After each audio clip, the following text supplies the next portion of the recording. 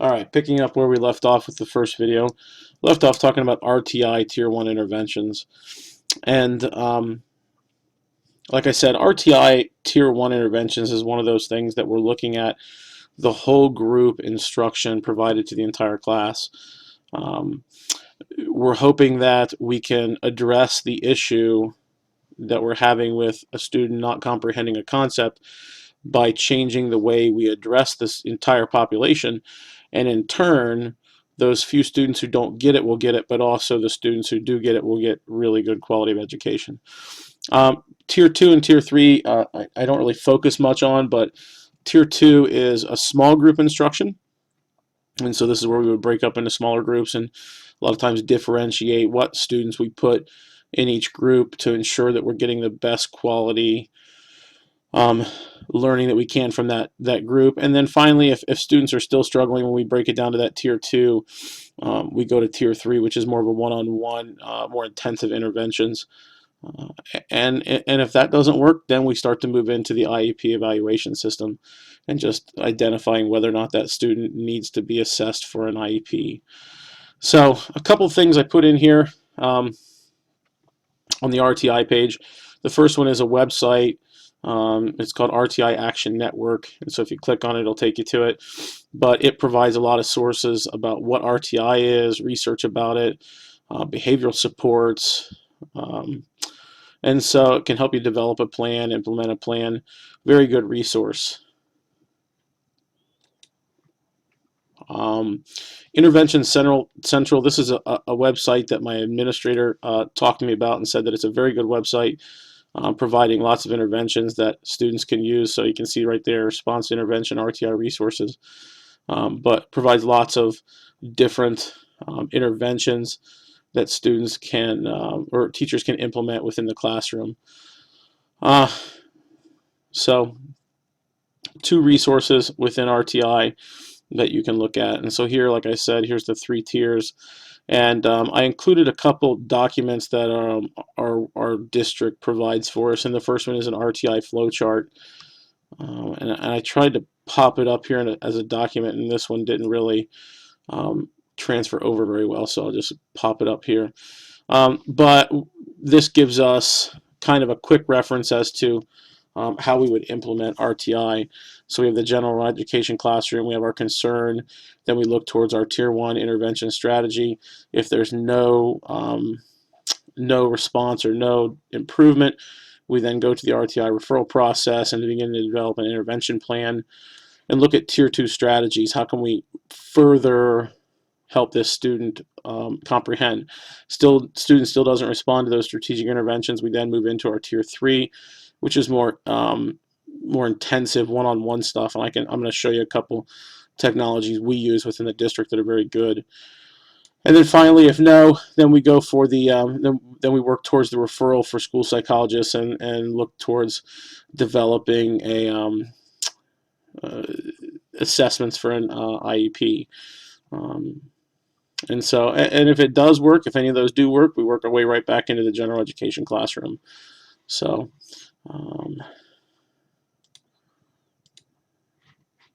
okay.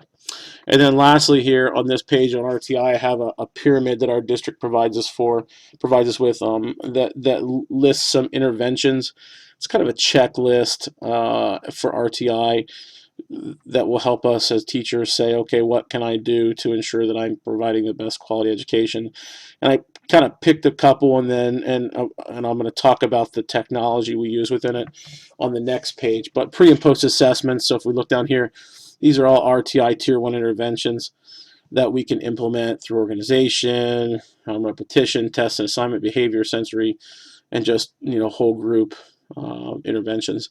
And so some of the ones I picked out there, pre and post assessments and exit tickets, and I'm going to talk about Poll Anywhere and a couple other different technology resources.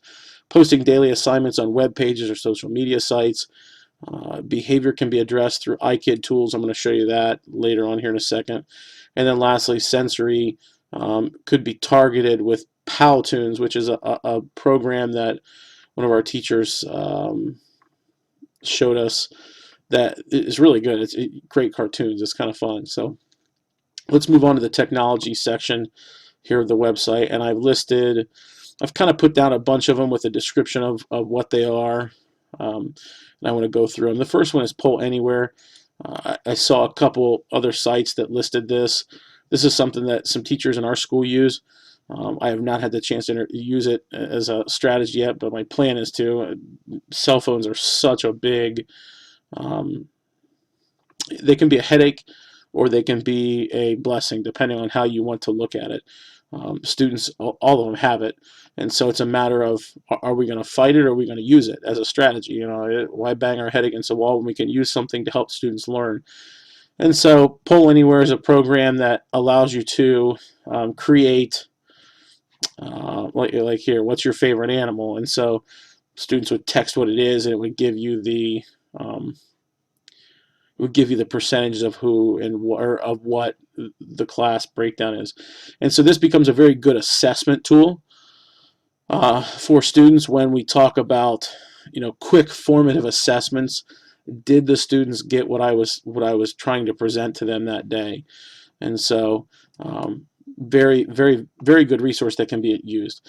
Engaging technologies. Now, this website is one that provides a lot of hardware equipment, and the one that I really was looking at, I know I want to get for our classroom clickers or IR clickers, which are a tool that can be used again for formative assessments, where we can give questions and poll questions, and students can click in their response, and we have data just right there. You can use quick formative assessments in regards to quizzes, 5-question quizzes that, pre-assessment, post-assessment, and with the clickers we can actually identify the student and what their answers are, and where, if I know student, 25, who is Johnny, doesn't get any of them. I know I can go right to that and figure out what I can do to help him comprehend the content we're looking at. But again, this is all equipment that does have a cost to it. Audacity. This is a website I used. It's not a website. It's a download, a free download of it's a audio editing software. Very good, very easy to use. I used it with a digital multi-genre project I did for a class, and it was excellent. I was able to um, put voice in the background as well as sound and music, and could be very valuable in regards to maybe posting, maybe even just lectures or things we want students to hear maybe outside the classroom. So if we have a Facebook page or a website such as what we're looking at now. Compass Learning Odyssey is a program that our district just started using this year with a lot of our credit recovery students, and it's a very, very good program. There is a cost associated with it, and I would log in to show you, but I can't remember what our school. I don't know if I just type in Westland, but ultimately there's so much I could show you. I just went through professional development on it last week. So I'm not really totally 100% familiar with it yet, but just the resources it offers. It basically provides video lessons over specific content and subjects, and ultimately it becomes like almost like a virtual school. And we can use that with individual one-on-one assessments. We could take an entire class and go over things, but very good. iKids Tools is a free program that you can use to help with behavior in regards to teaching students to monitor their own behavior. It helps kids recognize their own emotions. Powtoons is the one I was showing you here. One of our teachers, she showed this at that professional development last week when we did the Odyssey tool as well. But students can create a cartoon, just a very generic cartoon, insert their own sound. So if they're doing a project, rather than standing in front of the classroom talking, they could easily create that cartoon that would be fun and very artistic in the sense that they get to really express themselves. Webspiration. This is one that I picked up in one of my readings. It is for some reason the link's not working. I'll have to check that out, make sure that's uploaded. But it's if you just type in Webspiration into a Google, it'll pop up. But it provides a lot of graphic organizers. I did notice that there is a cost to most of it, but Microsoft Office is an easy way to get around this too. They have a lot of flow charts and concept mapping that you can use for graphic organizers to help students. So we get to our social media, Twitter and Facebook right here. Like I said in here, I'm very hesitant to list this just because of so many of the concerns in regards to privacy and that student-teacher line. But really, ultimately, more so with Facebook, you have the you could create the organization pages. So for your classroom, you would have a page, and it would be more geared toward. It's not like a personal site where you can friend request somebody and see all their stuff. They can come and look at your stuff, and you can have, you know, classroom announcements, assignments. If a student misses school, they really are not left behind. So the Facebook versus Twitter in regards to that is really good. You know, Twitter can link with Facebook, so you could end up having Twitter and being an easy way to post within Facebook too as well. But either way, students, most of them have one or the other. Schoology, my understanding, this is more like a Facebook for educators. So there is, you know, if you're worried about these two, this one I believe is one that, from my research, and I know some teachers in our school use this. It's more teacher friendly and safe, and so you can post and you can have your own site for a class, and kids can go and post responses, and very much like Facebook in a sense. Pinterest, this is one that, you know, really my wife is one that I saw using first, and it was more recipes and things like that. But it's become more of a very good collaboration tool for teachers. They can go and post ideas for lessons and really share those ideas that will help reach students in the classroom. And the last two is create a wiki site. And when I chose what I wanted to do, I chose Wiki or Weebly. I chose Weebly over Wiki just because of what I saw in regards to how easy it is to use. But creating a website for your classroom is an easy way to communicate and collaborate for students and parents and teachers. Weebly, the one you're looking at right now, is extremely easy to use. It's free.